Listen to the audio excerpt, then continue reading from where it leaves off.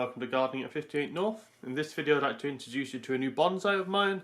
So I was in the supermarket the other day and I couldn't resist this one, especially as the price was so cheap. It's only £10, which is probably about $15, $16, something like that.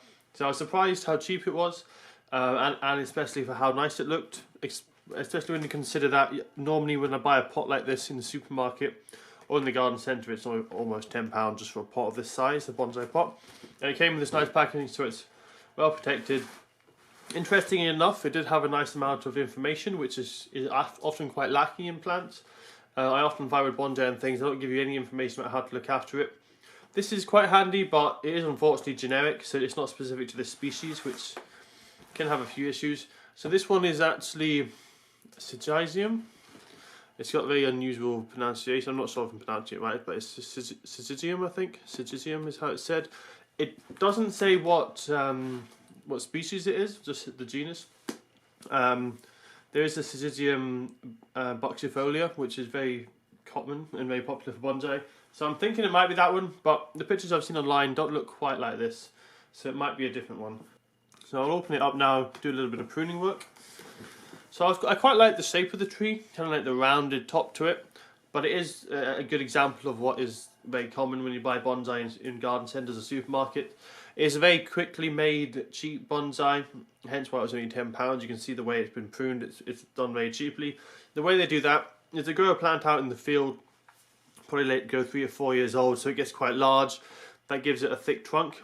Then they just come along, cut it off quite close to the base, so you can see the cut there. It's just a sudden cut, and then it resprouts. That gives them an almost instant bonsai. They can get that grown really cheap, really fast. But you always get this kind of appearance where it looks like it's been something chopped off there, and then lots of little shoots come up. So it doesn't look very natural. What you want from a bonsai obviously is that it look like a natural tree. This just looks like a large plant that was cut off and then resprouted. And it gives them an instant bonsai effect, but it doesn't look as nice, I think. And you can tell it's just been done instantly. So what I'm going to do is I'm going to try and retrain it a bit more natural. So I would still like this kind of rounded shape to it, but I'm going to make it in a more natural way. So instead of just having the rounded shape formed by clipping, so what they've done here is they've basically clipped it into a rounded shape, a bit like topiary. So I'd say this is more like a miniature topiary as opposed to bonsai, because a natural tree in the wild doesn't look like this with all the branches coming up and then stopping in kind of a rounded shape. They come out much more naturally. They don't all shoot up. So for example, you've got some thin ones at the bottom here, which are actually some of the tallest branches. You can see them going right at the top. In nature, a thin branch down the bottom here would be quite short. It would probably be leaning over a bit more as well. And the ones at the very top would kind of slowly taper to a thicker trunk. Whereas you can see these are suddenly from a really thick trunk to very thin branches. So there's a lot of work that needs doing to make this more natural. And so what I'm going to do in this video is I'm going to trim a lot of it back. I'm going to try and wire some of these branches further out. These ones here are quite nice actually. You can see that they have a good amount of branching on them, nice bit of taper. But these other ones that are very long and thin and don't have any branching, they're not very natural looking. So I'm going to be doing some pruning on them, try and get them to branch a bit more or even remove some of the branches. So I'm just going to go ahead. The first thing I'm going to do is get rid of this lowest branch, because that's not really too accurate. In real life you wouldn't have such a large branch that low down on the tree. So I'm going to remove that one to begin with.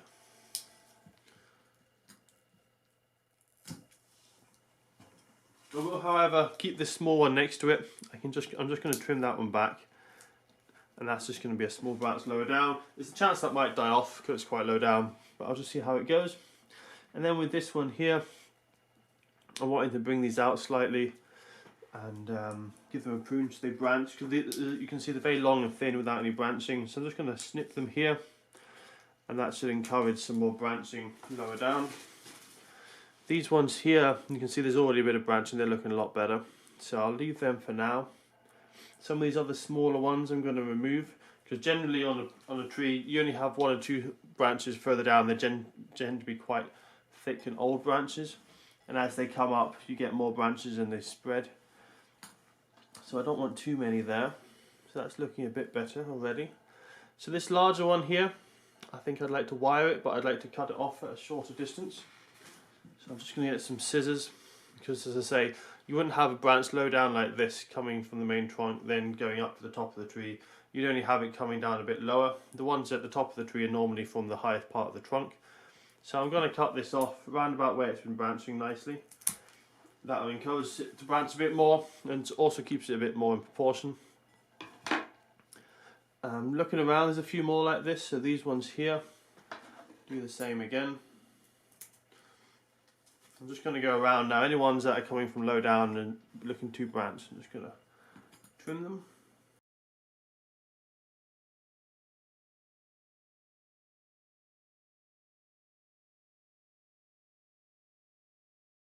So that's brought the whole thing a lot smaller.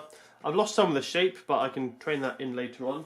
So what I'm going to do now is get some wires, get these trained down a bit, because they're all kind of shooting straight up. In the wild, the tree would kind of branch out a lot more diagonally than that. It doesn't go as straight up as that normally. So I'm going to get some wire now and get these trained in.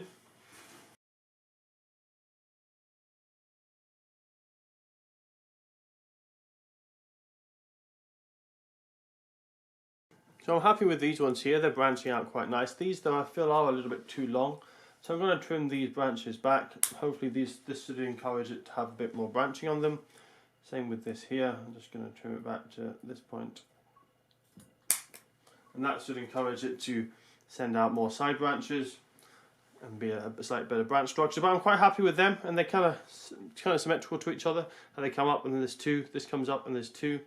This one here I might remove. I'm not sure if it's really needed, but I'm going to keep it for now just in case, because I might need it in the future. But certainly I think I'll probably remove this lower one here, but these two I'll keep.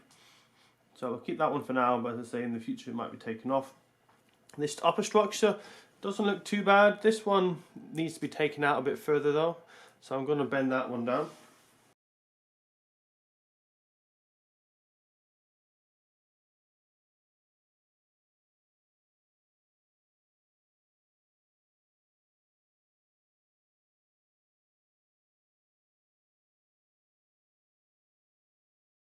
So that's pulled the branches out into a much more natural kind of branch structure now. I'll probably do a few more tweaks as it starts to grow in. There's a few bits here which are quite congested. I might want to thin out some of these at a later date. But I think that's a good start for the general structure of the main branches. So I'm going to leave it like that and see how it branches out, see how well the new growth comes in. Then once that's happened, I can see if there's any more that need taken out. Maybe I can train in some new ones. But that's the beginning of the new branch structure. I have obviously lost a lot of that nice rounded shape, but I'm going to regrow that in, and when it does regrow in, it'll be in a much more naturalistic branching shape. So you can see the branches here do come up in a much more natural way that you would expect a tree to have, instead of kind of that one where they were just all coming up and then capped off as if somebody had trimmed it. So this will look a lot more natural. I'll put this in a nice warm place now to encourage it to really put out lots of side shoots, and I'll give you guys an update probably in a few months' time. I'm not sure how fast this one grows. As I say, it's on the box it says it was a Syzygium, but I'm not sure if it entirely sure if it is, because when I had a look at the pictures, none of them look quite the same as this one, unless it's a different species. But there's over 1,000 different species of Syzygium, so it could well be a different species. So I'll give you guys an update, as I say, in about a month or two's time, and hopefully we'll have a lot of new growth on it and be ready to be pruned again. And also there should be some more branches that need wiring in.